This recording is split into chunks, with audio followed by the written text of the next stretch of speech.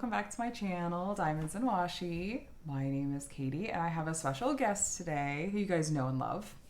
Mama Washi is here with Katie to say hi to everybody. So we're going to be doing a WIP and Chat today, and just wanted to welcome you guys in to join us. I'm going to be kitting up a diamond painting, and my mom is going to be actually working on a WIP.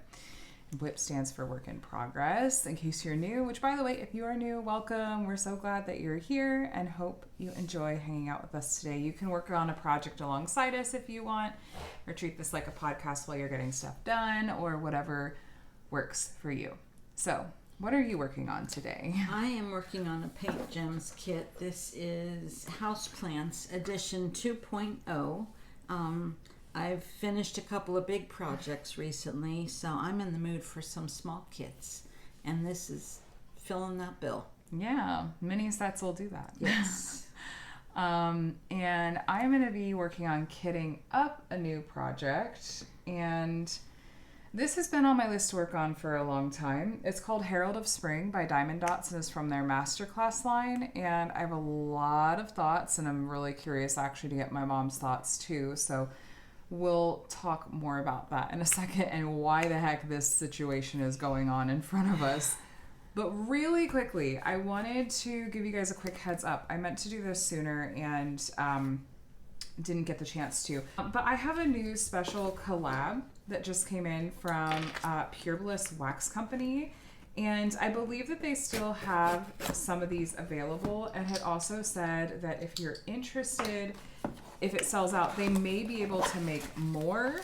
So let me show you what we've got here. It is so stinking cute. We came up with a new scent and bundle. It's called Gilded Zest, and it's going to have a like sugared lemon type scent to it. And you know we came up with a coordinating cover minder, and this one comes with a coordinating pen too. So first I want to give this a sniff. Oh my gosh, I love it so much. Oh, that's cute. Isn't that cute? Oh, that's nice. Yeah, it's that like nice. sugared lemon. Yes, yeah. I smell the lemon, definitely. I just really love clean scents, and lemon has always felt like that to me, and it felt like a good springy scent. So we've got Gilded Zest here, and the matching cover minder. Let me make sure you can actually see it. You know that I keep with the sleeping dragon theme because that's always my go-to, but here is the coordinating cover minder. We have a dragon sleeping on a lemon, but it's shaped like a moon. Oh, is that sweet? That's cute. Adorable. And then the super limited edition coordinating pen, which I did a strawberry one for Valentine's Day. And this one is going to have lemon vibes to it. And this is from Shimmering Canvases, who does the pens that go with the monthly boxes if you do the upgrade pen. But they created a lemon one for this limited edition collab.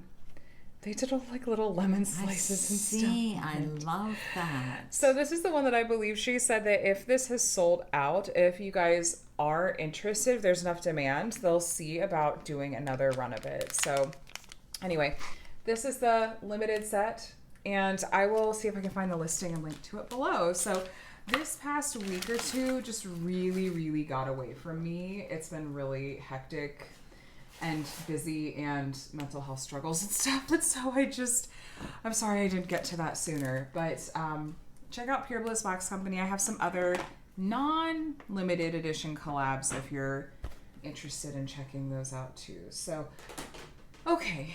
Anyway, so how should I even go about this?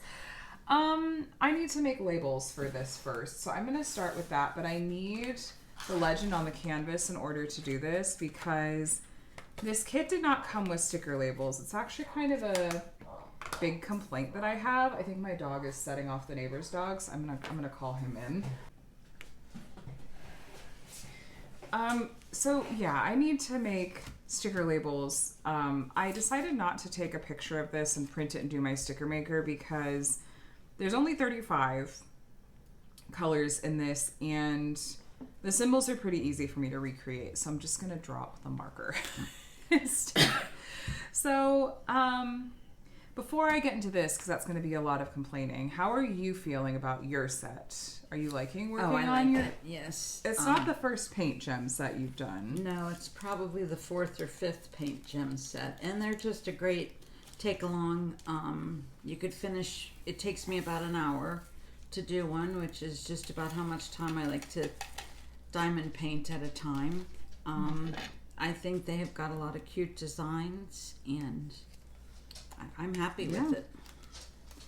They haven't done a restock or released any new kits in a while, No. though. So I'm really hoping that that's in the future, for sure. I've not done a paint gem set recently myself, but I did recently work on a pretty little gem set, and honestly, I'm pretty convinced that they may even use the same supplier. It was very, very similar. I'm trying to work on this at an angle. Pretty Little Gems I was looking at, they've got some really, really cute sets. They do. Yeah. They have a lot. They have a lot. I haven't tried them, but I think I will. I don't have a code or anything for them, but they run sales and stuff, it seems like. Okay, good to know. I just completed that Pretty Little Gem set, and honestly, I'm really disappointed to say that the set was fine. It reminded me of working on a paint gem set, but I was finding myself kind of bored and not super excited about working on it, which was not what I expected. I just wasn't finding myself as interested in reaching for it, so that was kind of surprising and a little bit disappointing. But I think I just this year have been wanting to work on more large size canvases, which this kit fits the bill for that. This kit is really, it's large and in charge, you guys. I unrolled it for my mom to take a look at and was holding it up, and I was like, look at how big this is. It's just, it's a lot. It is massive. Man, I am not good at drawing these sideways. Why are you drawing them Because I sideways? can't fit this easily. I guess I okay. could put it like this. It's a little bit up in your business, but I can't It's orient okay. myself very well. So this kit, I can this is like trying to walk and chew gum at the same time, trying to draw these symbols and talk to. This kit is one I've been meaning to work on for a while. Like I said, it's called Herald of Spring. It's from Diamond Dot's Masterclass line. And I started to talk to my mom about it before we were recording, and I was like, wait. Let's wait, and I want to get some of your thoughts so I'm not just repeating them for the video. I was like, just hear what you think on this one. But if you had to guess, looking at this kit, so it comes with these diamonds and these jars.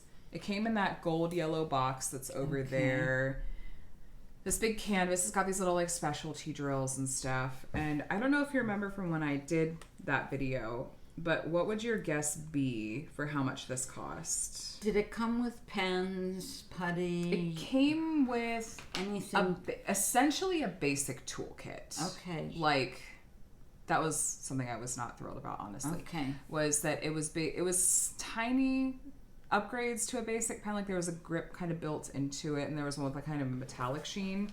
Came with plain pink wax. It came with 2 basic trays and a couple of pairs of tweezers. Just from the way you're talking, I know that you paid more than you think you should have for it. What would I guess for a big canvas? Or even what would you pay? First, I don't know, given those examples, I guess. How many colors? 39? 38, including the like special flower ones. And how many special drills, not counting the flower ones? 1. There's a white AB. This looks very fancy and nice, but this is all one piece on the bottom too, okay, which makes it takes a lot of space. Okay, so what do I think they priced it at?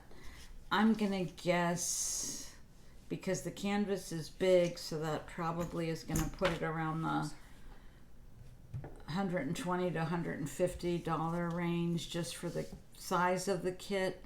And really? Okay. You don't think so? I think that if you were getting this size of kit from like Diamond Art Club, it wouldn't be that much. Okay. Maybe. No, I don't think it would be. It could be under $100 for a kit this size from Diamond Art Club. But small shop maybe. Well, then I'll guess, just because I know from the way you're reacting that you think you were overpaid. I'm gonna guess that it was $150, which I think that's high. Sure. But that would be my guess. That's your guess. Okay. What did you pay for it? Over $200. No, absolutely not. Yeah, it was over $200. Yeah, it was. No. I remember your unboxing of this. Yeah. And that you paid too much for it, but no, not over $200. Yeah. It was a lot. And I don't find this to even be a practical way for it to be kit up, because this is all one piece, this bottom one, and it didn't come with any sticker labels. The way that you see with the colors is this faint printing that's on here. That I can hardly even see.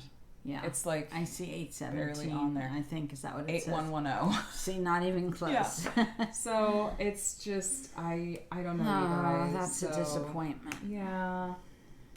So I'm going into it with a bit of a bias. What do they call these kits? Masterclass. Okay, which sounds like something really fancy.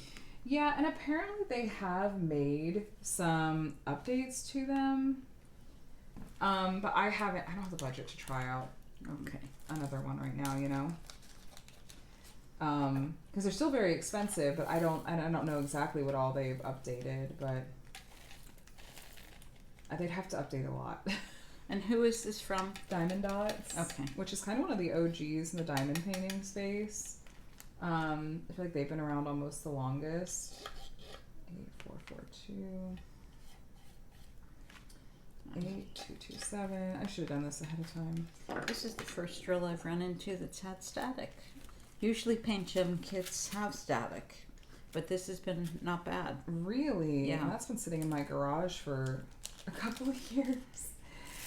Really, I haven't done anything with dryer sheets. I just poured that out. Yeah. And nothing's stuck, nothing's climbing. I ran into some static with my pretty little gem set. Oh. But, I'm glad you didn't run into static. I have Sharpie all over my fingers. I'm a disaster right now. 8447. And then 8443. And I'll come back and do the others in a little bit. Okay. So I'm going to try to kit these up into Elizabeth Ward storage containers, because this honestly just is not practical for me to work out of these. So I am going to move all my drills over. I don't know what I'm going to do with the jars when I'm done. And kind of I'm just going to kit them up and then go from there. I could probably save them and repurpose them for something, but I'm not planning to save this packaging or anything like that. I kind of just want to make space. That would be good storage for special drills or leftover drills that you thought you really might use again. Yeah. And then you could label it on top. And True. Yeah. it still takes up a lot of space. But it's a possibility. 6, 8, Feasible. Yeah, I'll have to wait and see. Now, Diamond Dots usually has a lot of static. I'm going to kind of see. Oh, well, that just spilled right out. I'll take it. 8110. I am working out of bags, which I usually do kit up, even my paint gems. You're brave soul working out of bags. I know, but I want to be able. We are going to be selling our house. We're putting our house on the market, and so I need to have something that I can pack up and put away quickly if someone wants to see the house. So this will be Mini sets are perfect. the way to go. Yep. You're selling your house, aren't you?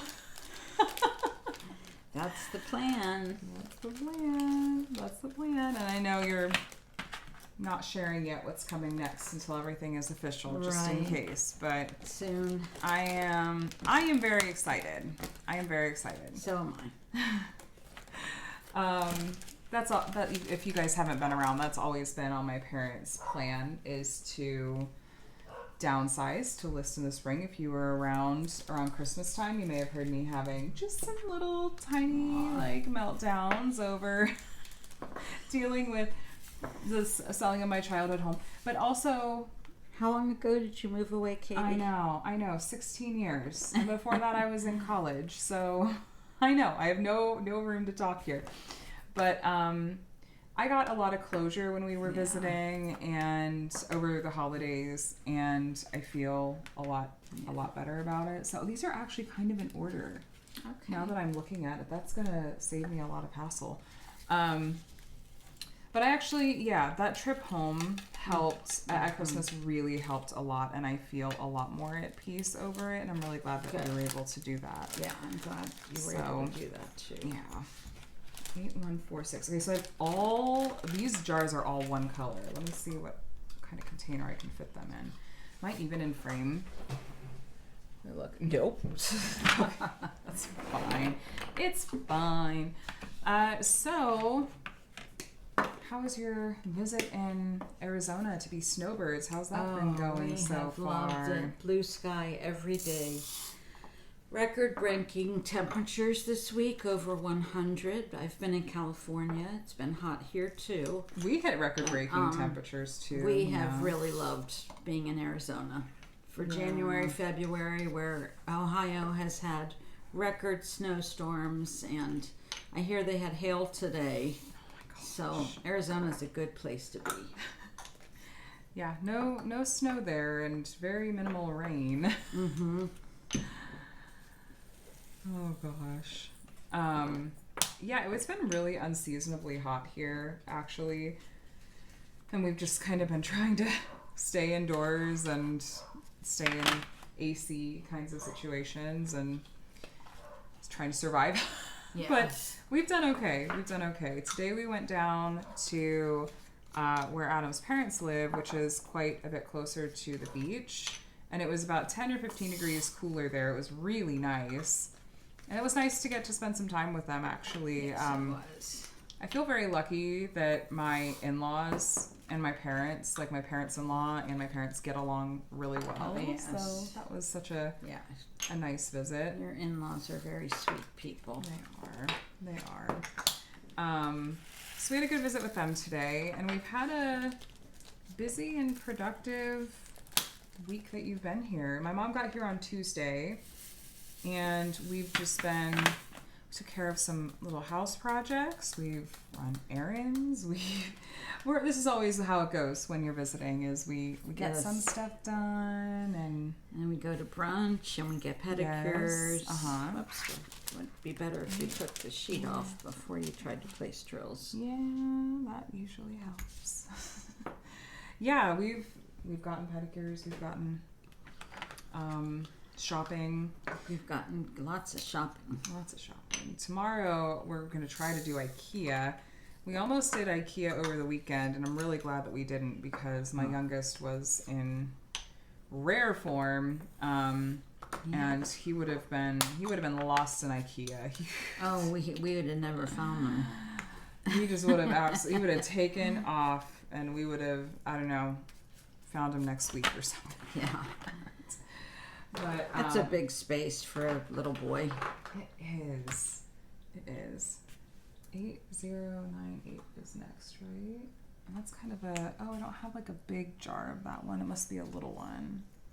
809. Okay, so they did put these like roughly in order, but the order on the legend is not the order, like their number in order. They don't use DMC, which kind of drives me nuts. Don't. No, Diamond Dots has their own proprietary numbering system, and there are conversion charts out there where it's like, here's how you can convert Diamond Dots numbering to DMC numbering. But I just wish that they did the same numbering system. Yeah, that everybody else does. Yeah.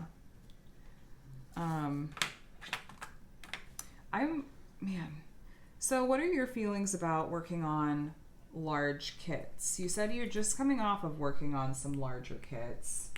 And are you, now that you're working on a smaller kit, are you going, I kind of want to work on a larger one again? Or are you feeling like I need a break from larger kits for the foreseeable future? No, I will be ready. I've done a couple of small to medium kits. Okay. And then I'm going to be doing this for a while. I've been doing small kits for a while. And then I think I'll be ready for another big one. Okay. Yeah, I did a Bonnie White kit, which was beautiful, and had so much going on, but it was big, and I like confetti. I prefer confetti over color blocking, but man, it about did me in. It's beautiful, but yes, after that I was not You're like, I need a small kit. Yeah, I need a small kit. I almost put that on my bingo card for this year. I almost said work on a Bonnie White kit as something on my bingo, my diamond painting bingo. And then I thought, no, because I don't necessarily want to commit that hard. The problem with Bonnie White kits for me is that most of the ones that appeal to me the most are her Halloween scenes. Oh, yeah. But I have so many Halloween themed kits to get through, and Diamond Art Club always releases new ones every year. And so it's like I'm hesitant to commit one of those spots to a Bonnie White when I know she does other pieces that are not strictly Halloween. And so I'm just waiting to see if there's one that really jumps out. I mean, the wintry one's like the one that you did. The one I did was Peace on Earth. Yeah. And it was really pretty. I have the summer one with the balloons. I forget what it's called. Balloons over something over something. Which I love and I'll be excited to do, but it'll be a little while before I do another one of her kits. And now I've got static. I should have never said anything. Oh no. I have dryer sheets if you need them. Yeah, it's stuck in the tray. I have a dryer. Well, not nearby. Yeah, I can go grab one over there. It's okay. I'm done with this color now. 8172. Man. They are just... Yeah, these are hard to see. 8172.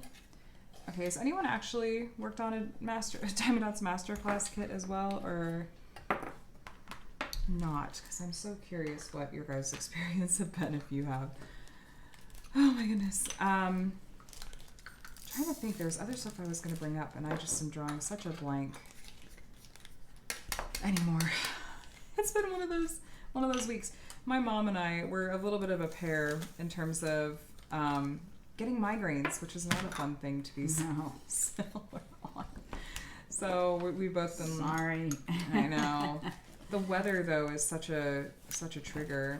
And I think it was the first day that you were here, actually, that I had that really, really bad one that was sort of the culmination of a week of migraines on and off. And it was one of the first times in like a year that I've taken Nurtec, which is my rescue med, and it didn't work.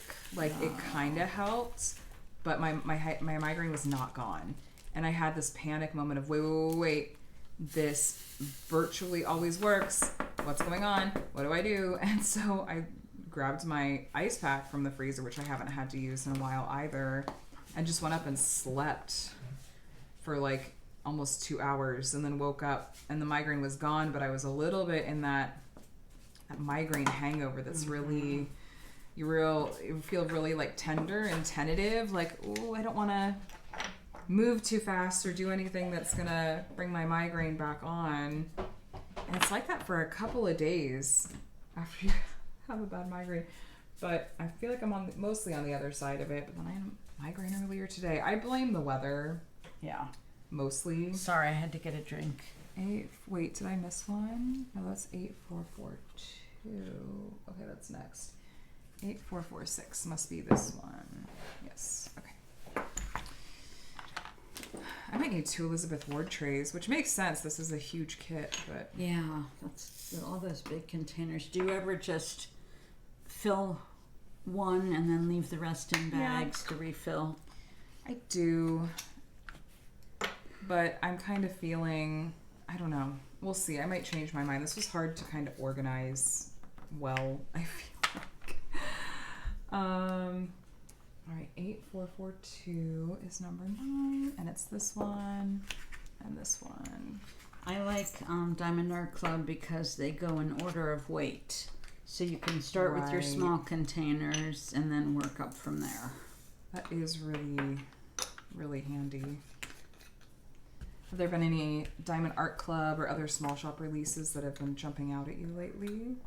I know you're mostly not shopping for yourself, but you have 1 or 2 kits that are on your restock notification list. I do. And I was on Jade's site today. She's got some new pieces that are pretty. Oh yeah. That I like. Again, I'm kind of in the holding mode since I'm going to be moving, and everything I buy has to go with me. So yeah. And at least Dad is relatively supportive, and he can't give you too much guff because he's a collector himself. And has like this half of the second floor of our house is his collection, so he's gonna have an interesting time trying to downsize to move. Yep. 8156. I was telling Katie I would like to keep my stash around 20, which that probably sounds ridiculous, if not impossible to some of you, I know, but that's what I'm comfortable with, and I really want to do everything that I have. That's a good problem to have, to love like everything that you have, and not just be buying stuff to buy stuff. Right. So, and I'm not a fast diamond painter, so I can't get through a piece in 2 weeks. A big piece is more likely to take me about 2 months. So 6 big pieces and I'm set for a year. There's, what's the term? There's stash exceeds life expectancy, but there's SABLE is the specific acronym I hear people refer to, but it's stash acquired beyond life expectancy. SABLE. I think that's such a funny way to look at it, if a little dark depending on your age. Well, how fast am I diamond painting? I don't put my stash number out there, but my situation is very different anyway because I do this for YouTube largely. Like it's weird when it's a thing that is a like it's definitely a hobby of mine. Oh shoot, I missed one. Okay. It's my favorite hobby, but it is also something that I do for like content creation. Yeah. And so I'm getting kits sent to me, which I feel so lucky for. And sometimes I'm picking up things that it's like, this is specifically for me to be able to show and talk about. So it's kind of a different situation, but I still... You try new things in different shops and... Right, while also trying to get kits that I really genuinely love and stuff like that. So I don't know, not necessarily the best example, but I do feel like I have too much and I really want to downsize and de-stash because I feel overwhelmed and I simply am out of space. But I don't know. I know I'm not the only one that's intimidated by the actual process of de-stashing. Oh, gosh, I would be. So much work goes into it. And even if you have the most understanding and chill and flexible people ever that you're de-stashing to, there's still the sense of like, I've got to get this taken care of and all that. So. That sounds stressful to me. Yeah. What question for you? If you're willing to share, what is your goal or what is your number for a comfortable stash number? I'm guessing it's going to vary a lot. Mm-hmm. Some people would feel absolutely like they'd been robbed if they had 20. Yeah. So what's your number? I'm asking the audience. Yeah. And I'm also thinking for myself, like if I were going to answer this, what would I say? Audience, what is your number? With no judgment. That's the rule. No, you're not going to get any judgment from us. And if anyone gets judgy in the comments, let's not do that. Let's let people love what they love and accept that other people's circumstances might be different from yours, all that good stuff. You know we play nice here on my channel, right? And absolutely no guilt. Nobody should feel like, oh, I've got too much, I have to get rid of it, or and do what you enjoy. Yeah. Buy what you like. Buy what you want to buy. Well, I mean, within reason, but... Right. It's just like an arbitrary, all things being equal. Your bills are paid, like you've got the space, you've got whatever. What's your number? I feel like mine would be very high. Yeah. And it's a little bit relative. It's taking into account what I do, and it's taking into account what I have. And it's like... I'm so nervous that even though I just did this whole thing about no judgment, I'm so nervous I'm going to get judged for this. But I would be so happy if my number were under 200. Okay. That would feel Yeah. more manageable to me. And Well, you have, and some people like to have all of a certain artist or all of a certain subject, sure. and that's fine. Thankfully, I don't feel that pressure. There's one artist currently that I have everything of hers that Diamond Art Club has released, and I'm gearing myself up to break that streak because then I'll feel it'll be easier to say no to them. But it's Marigo Nasuli who does those cute, like she has cute room scenes. Oh, yes. And my favorites are she has so many dragons, like really cute dragons. Well, you have to have those. I know. But there's some that it's like she has multiple Christmas themed room scenes that are huge. Okay. And if I only ever worked on those, I wouldn't work on any other Christmas kits. Yeah. If I only ever worked on those. And do I really need all of them? No, I don't. But they're so happy and they're so fun. But I'm never gonna get to all of them, so I should really try to downsize some of them. But yeah, there's some people that it's like if there's a whole Zodiac collection, like some people collect all of the Zodiac kittens, like the one that you did. Yes. And there's some people that they will collect everything from a particular artist, which no judgment either, but that just I'd feel a lot of pressure to keep up, and if that were something I were trying to do. 8441. Are there any? Well, we've talked about this before, I guess, but who are some of your current favorite artists, if you had to try to pick?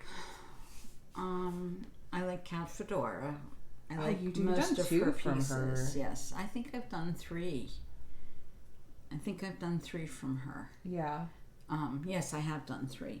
I have not done a Margaret Morales, and I am waiting for Comfort, something of Comfort. Oh, like Cat Comfort, Cat Cuddles. What's it called? The one that was released on Black Friday. Royal Cuddles. That I'm really sad that I didn't get that one. I actually had it in my basket, and it sold out before. I was looking for one to add for free shipping, and it sold out while I was doing that. And I'm on a notify me with. I haven't done a Margaret Morales, and it's so many people love her that I want to see what I like, and I love that. It's artwork. Really cute. I've seen a couple of people finish it. And it's so Is cute. it? That's a lot of colors, if I remember right. Yeah. Like I was surprised by the number of colors that it has. I have What did you say? I have Sharpie everywhere. Just Sharpie all over my hands from writing on these. I wish I could give that one up, but I can't. I can't give that kid up. If you do, you know where it's going. I know. Oh, man. I hate to say it. You're gonna go to bed? This is very late for me. That's it's okay. 10:15. Go to bed. I'm on Arizona time, which is the same as California time. Is this the right side? Yes. Always test it first, right?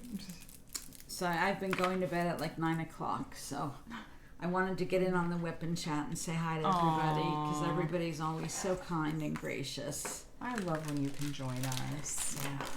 Well, good luck with that. Thanks. I'm gonna see if I can get through this. I don't know that I'll finish it in this WIP and Chat. Probably. Well, I might get close. We'll see. I bet you will. Yeah, everyone can say goodnight or say hello to Mama Washi, and hopefully she'll come back to chat with you guys again soon. So I will be right back, you guys. I'll reset so we can watch a little easier. All right, you guys, so I am back. It is just me. I kind of did a little reset here in hopes that you'll maybe be able to see a little bit better, and I'm going to see what kind of progress I can keep making on kitting up here. So thanks for always being so welcoming to my mom. I really appreciate it, and thanks for being okay with how scatterbrained I felt today. But that's, kind of been the theme of the past week or so for me. Just the brain fog with migraines and stuff and general stress and stuff. So it's, it's a good week to have my mom here to give a little bit of extra support. So I hope you guys have been doing well, and I'm sorry I didn't ask you right up front, but hello, how are you doing today? Happy Monday. If you're watching this the day it goes up. It is currently Sunday evening, and we got back a little bit ago from going to Oceanside, like I mentioned earlier, to see my in-laws, get the kids out of the house and stuff. Adam is busy on the weekends for the next couple of months, actually, like through April, working on a film project with friends, and so we are going to get plenty of family time in on the weekdays, but for the weekends, I'm just having fun coming up with stuff to do with the kiddos. So that was what we did today.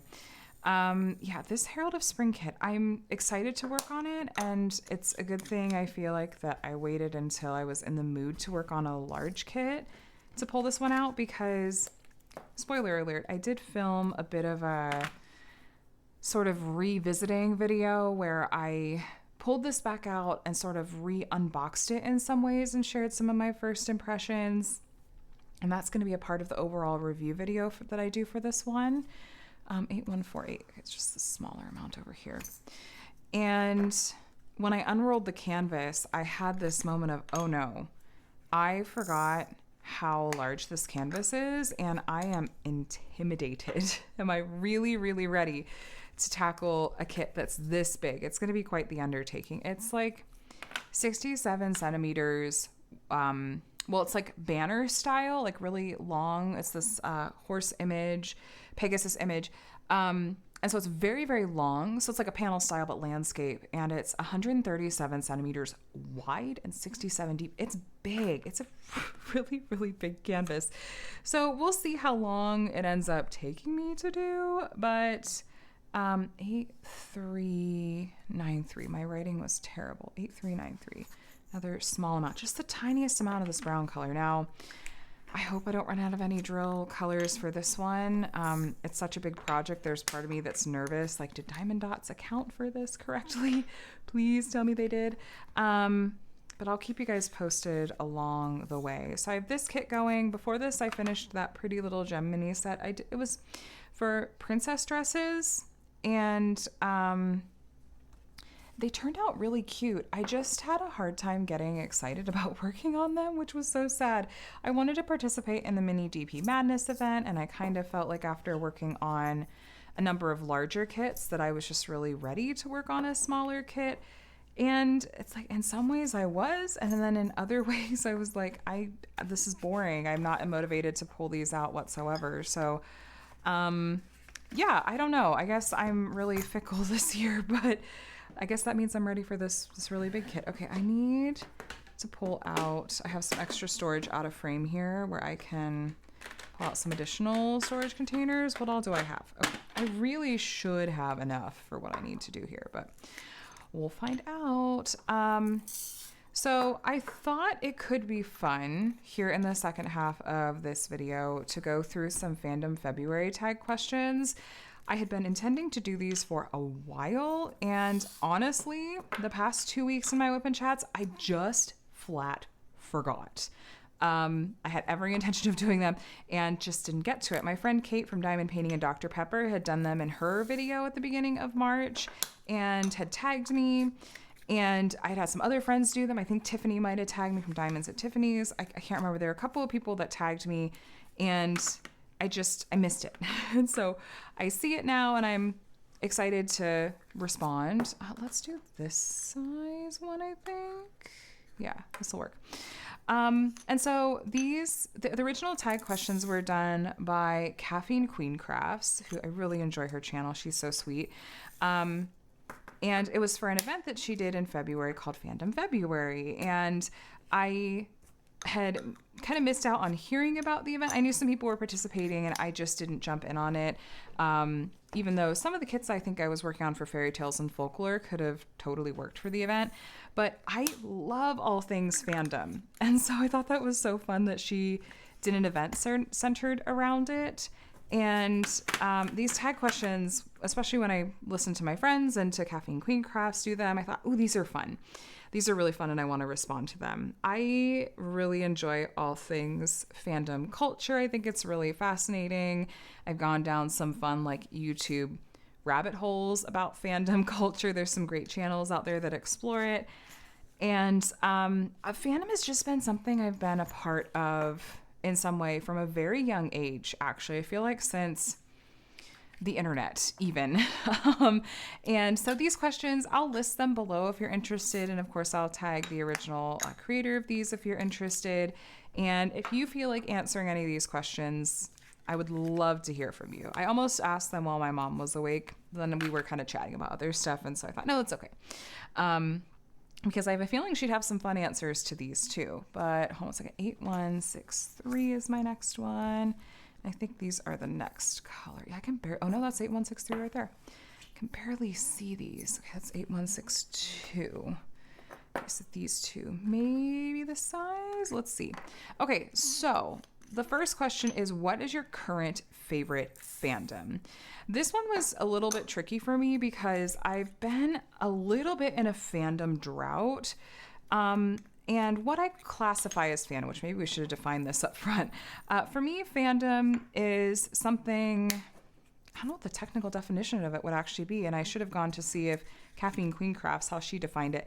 But it's something that you're like a fan of. And for me, often fandom, participating in it means like either being a part of the community in some way, whether that's like a Facebook group dedicated to it or, a Discord channel server or something, or, you know, following artists that do fan art for that thing on Instagram. It can look a lot of different ways, I think is probably fair to say. 8162 is next. And for me, yeah, it often looks like consuming fan content, like hanging out in fan spaces. And yeah, that's been something I've been doing since we got the internet in the 90s when I was a kid. So current favorite fandom.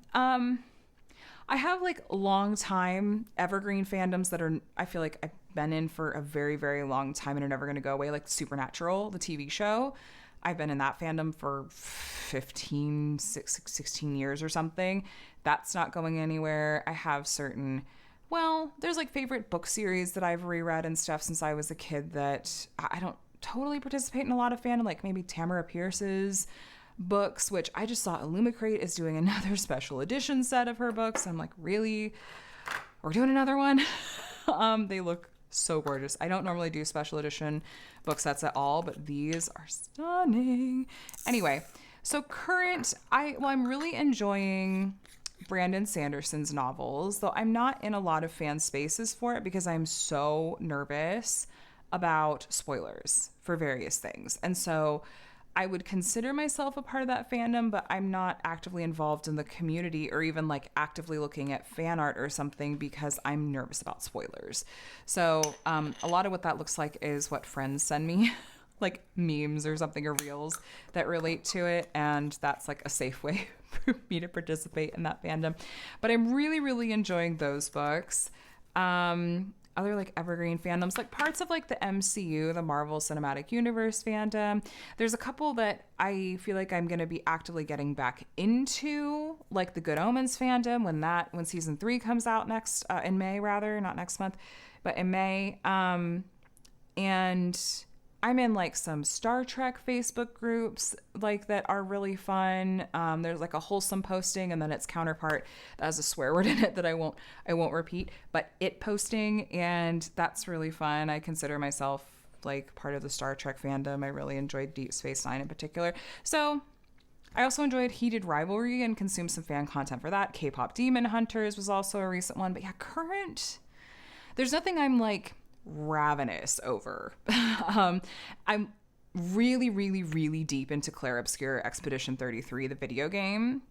But again, I'm not participating in fan spaces for this because I'm terrified of spoilers. And everything I've been told about this game is as blind as you can go into it. And as much as you can avoid spoilers, do it because the payoff is so good. And this game has me in a chokehold. It's so good. The story I'm literally, as soon as I'm done filming this video, I'm uploading it. I'm just going to be putting this aside so that I can go play more of that game and see what's happening. I got my husband hooked on it too. I was just like, you have to play this game. You have to try it. And he did. And he's totally hooked too. So, but yeah, like not actively participating in the community aspect because spoilers. So I don't know. I'm in a weird place. This is not a fun place to be, actually. I'm in a weird place when it comes to my fandoms, and I don't like it. I would like to be a normal fandom participant again, but alas, this is just where we are right now. But question number 2, what was your first fandom? Now, this was fun. And I can actually, I feel like, very accurately answer this. Now, I was born in the late 80s, and we got the internet in like the mid 90s, and the book series I was so into at the time was Animorphs by K.A. Applegate, who is a fantastic human being, is one of those authors that, like, thank goodness I didn't grow up and find out that she's a horrible person. No, she's an amazing human being and does just wonderful things for society. Nope, never mind. We're not going to go there. I was going to say unlike, but nope. We're not touching that with the 10-foot pole because that's not what we do on my channel. But Kay Applegate, delightful, incredible human being. That was my first fandom, and I feel like in the truest sense of the word, because we got the internet, what's one of the first things that I'm doing? Hold on a second. I see my kiddo on the stairs. I'll be right back. All right, all is well. He's just having trouble sleeping. We had a big weekend, so I don't blame him. But yes, so we got the internet, and one of the first things I remember doing was just searching for more stuff about Animorphs. I loved this series as a kid. I think I told my parents they could safely I had every book. I don't think that I had them save them. I think I was like, it's okay. I don't really have the space to store them. It's really okay. But dog coming down the stairs.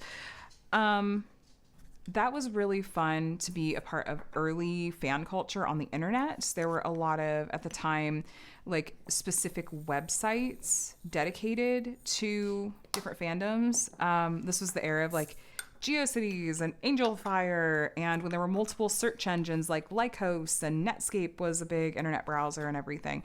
Showing my age a lot here, and as a 37-year-old, but that was just what the internet was like. And I remember like participating in message boards, and there was fan fiction and fan art, and just fan spaces were really fun to be a part of. They weren't, I don't remember them being toxic at the time. It was really fun to get to be a part of, and a very, it was like a safe space for, whatever age I was at the time to be in. And so that was my first real fandom, was the Animorphs fandom. And that's where it all started. Number 3, what's a fandom you're embarrassed you've ever liked? Ooh. This is a good one. Now, I'm kind of team love what you love and don't be embarrassed by it, but I also can understand like guilty pleasures and maybe feeling weird about it. I was going to say I feel a little bit of embarrassment about being, I know I'm going to lose some people here, but just, I don't know. I don't want to make anyone feel bad because I don't mean it at all. But I have, for some reason, I feel embarrassed when I talk about how I was really into the Twilight fandom for a while. I feel like it was maybe a little bit old for it. And then also when I was in high school, I remember I like didn't tell anyone that I was really into the show Digimon at the time. Like really, really, really into it. Like writing fan fiction for it. It's not out there anymore. Like it's genuinely, it's not out there. But I was really into that show at the time. And that like was sparking creativity in me at the time. But I was a high schooler that was into it. And like that would have been very embarrassing. Like I did not want my friends to know that I was into this kids show. I have a younger brother. And so a lot of this kind of stuff was able to skew younger because of that. Like there were shows that I would sometimes watch a little bit because I had a younger brother. So it wasn't, I don't know. Like if it was on, I wouldn't leave the room kind of thing. 8150. Is that what this one is? No, you're 8108. So maybe that one, I guess. But yeah, I don't know. And that kind of leads into question number 4, which is which fandom sparked the most creativity in you? I don't know exactly what changed, but I think probably college is what did it. Through high school, I actually really enjoyed writing. Oh, hi, Kat. Hello, handsome. Did you want to come and say hello? This is just the guest star. I don't know where I put your food. Oh, it's over here, buddy. This is just the guest star segment of the WIP and Chat. Here you go. Good boy. What was I saying? Oh, yeah. I wrote a ton of fan fiction and did a lot of writing when I was in middle school and high school. And now, like, I feel like I have zero creativity in that kind of way. I can't wrap my brain around writing. I was writing a lot, like just cranking out pages and pages and pages and pages like it was nothing. And if I sat down and tried to type something, it would take me a day to write a paragraph. Like, I don't feel like that creative spark exists in me anymore. And that makes me really sad in a lot of ways, but it kind of, it is what it is. I still participate in fandom culture as a consumer, but yeah, no, I don't write. I haven't written in a long time. But yeah, like I kind of said, surprisingly, the Digimon fandom sparked a lot of creativity in me.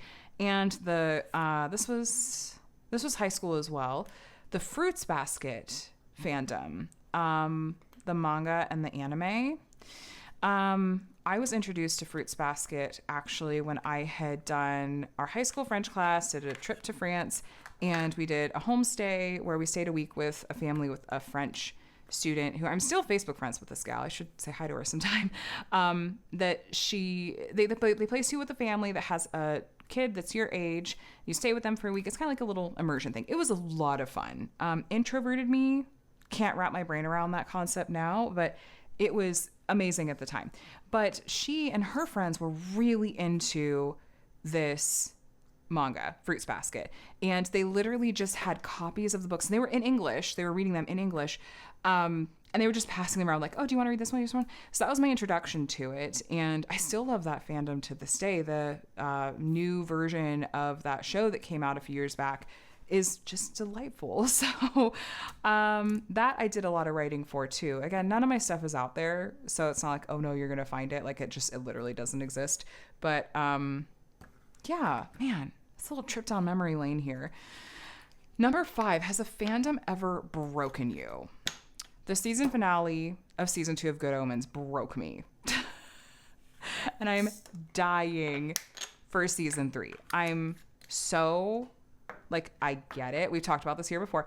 I get it, and I fully support what they needed to do, but I'm so disappointed that we are only getting an hour and a half, like, mini series blurb as opposed to a full season. But I'm glad we get something, But yeah, no, season 2 broke me. The end of Supernatural, I go back and forth between feeling like that the end of that series broke me and feeling like, no, I'm okay. Like, I'm satisfied with it. It makes sense, that kind of thing. How do you end a show that's been on for 15 seasons, 15 years? Like, there was never going to be a perfect way that they were going to do it, 8108. And then, oh my gosh, can we talk about it? This is worth having put this up later for all of it. Can we talk about Firefly? Because the way that Firefly was just over, I know we got Serenity, but like that movie kind of broke me. The fact that we're getting more Firefly. Did you guys see the announcement last week? Nathan Fillion teasing us for like 2 weeks. I was like, I'm going to lose it. And he kept saying, it's not this. Oh, it's not that. But I'm so here for it, and I hope that it all actually pans out. I'm so freaking excited. So, yes, Firefly, we've gotten a little bit of redemption from being broken because it's not the end. So, yay. Man, I'm going to be so close to not needing the other tray. Let me see how this kind of works out. Let's see what kind of happens here. I do have a couple more in that. Okay. Sorry. I'm getting stream of consciousness. So those are the fandoms, I guess you would say, that broke me. What about you guys? I want you to answer all these questions, really. Number 6, what's the most niche fandom you've ever been a part of? what's the most niche fandom I've ever been a part of? Man, I should have looked at these more closely ahead of time because I feel like I should have an answer to this one, but I don't necessarily. This is not niche in the true sense because Star Trek has tons of fans, is the originator of the term shipping and fandom culture, like the birth of fan fiction in so many ways. There's some fantastic videos out there that talk about this whole concept, actually. But I feel like there's some shows, some Star Trek shows that came out in the 90s. I'm thinking specifically of Deep Space Nine, which I watched a little bit later on. But there's like that's something I'd be so interested to see what kind of active modern day fan culture would be like, as in if it was airing actively now and as the episodes were airing, fans were, you know, reacting to it, creating things surrounding it, you know, speculation in the community and stuff like that. I really, really enjoyed Deep Space Nine. I feel like it holds up really well. What's another really niche fandom? Man, I'm blanking. I know that there are some.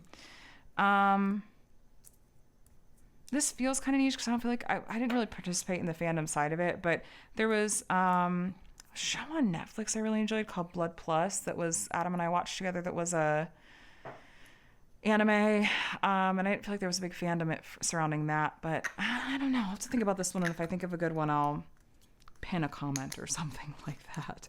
But yeah, I don't think I have a good one for this one. Number 7, have you ever been in a fandom with a lot of unintentional drama that went off the rails? Girl. I was in the Super Hulock fandom on Tumblr in the early to mid 2010s. Like, yes, that fandom was unhinged. That was something else. What is Super Hulock? This was... does it even make sense in present day kind of terminology? I don't know that it really does. There was, because you can't really accurately describe Tumblr culture if you weren't there, because it was something else. If you were there, you know it. How do you even describe it? Super Hulock was this because I don't know how to talk about it. Supernatural, the TV show, was airing. Sherlock on BBC, the early seasons, not the crappy last season, was also airing actively. And then Doctor Who was like the new Who heyday was at its peak. Like David Tennant, Matt Smith, like doctors that people were really, really into, myself included, honestly. But there was a lot of overlap between these fandoms, and there was this crazy like amalgamation of the 3 fandoms that came out of it, and so much fan content that played with crossing these over in really funny ways, and just ways that like defy logic and explanation, because like you kind of had to be there. But there was some unhinged behavior in these fandom spaces, like really, truly, truly unhinged behavior. And just generally, I feel like fandoms where people, I see it a little bit with the ACOTAR fandom, the Sarah J. Maas books, A Court of Thorns and Roses. When I was watching the live stream, or not the live stream, the premiere of the podcast that Sarah J. Maas did with Call Her Daddy, the Call Her Daddy podcast, the live chat was full of people like doing shipping wars behavior, like fighting over various pairings that they wanted to ultimately become canon, and just some people getting kind of nasty about it. I'm like, guys, let's take a seat, several seats here. I don't mean to be that person, but it's not that deep, and you gotta let the author write what they're gonna write. But that's a little bit, some of that behavior gets a little bit unhinged to me too. So yes, short answer, yes. I feel like especially if you're in an ongoing fandom with a lot of fans, you're gonna run into drama or other behavior. You just gotta separate yourself from it as much as you can, and take the good with the bad, and try to focus on like what you're actually enjoying about it. So, number 8, the last question is, which of your fandoms has brought you the most friends, online or IRL, or both? Can diamond painting be a fandom? Diamond painting has brought me so many friends. 8373. I feel like Kate described diamond painting as her current fandom, and that's a good point actually. I had a lot of friends at the time, like as a kid, in the Animorphs fandom. I chatted with a lot of them on like AOL Instant Messenger. Again, showing my age here. Talked with a lot of people on there, and I'm not in touch with any of them, now. Online or IRL or both. Yeah, I mean, it's mostly just sort of interacting through social media spaces. Not a lot of people that I would consider like, oh, we're one-on-one friends. But I do have fandoms that overlap with friends that I already have. Like Brandon Sanderson. I have friends that I talk to about Brandon Sanderson stuff. I have friends that I talk to about K-pop Demon Hunter stuff.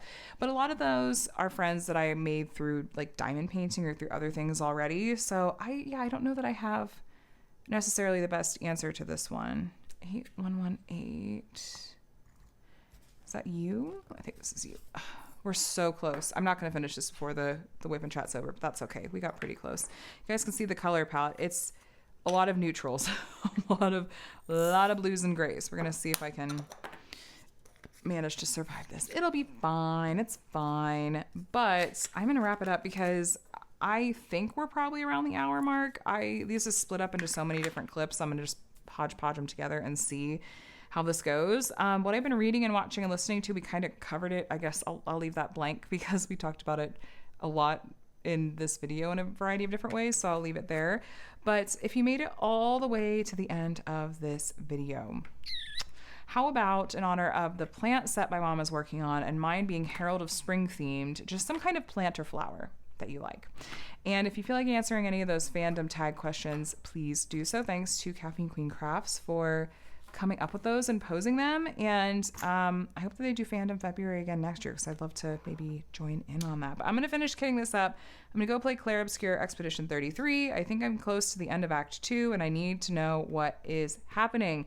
So thank you for spending some time with me today and hanging out with my mom at the beginning and me here towards the end. I hope you're doing very well. Please subscribe if you want to see more diamond painting videos from me. I would love to have you as part of my community. You're going to see unboxings and reviews from a variety of different companies here, as well as tutorials and how-tos all related to diamond painting, and weekly WIP and Chats like this one if you want some company while you are crafting. But friends, thanks again for spending time with me today. I hope you're doing very well. Happy crafting, and I will talk to you in the next one.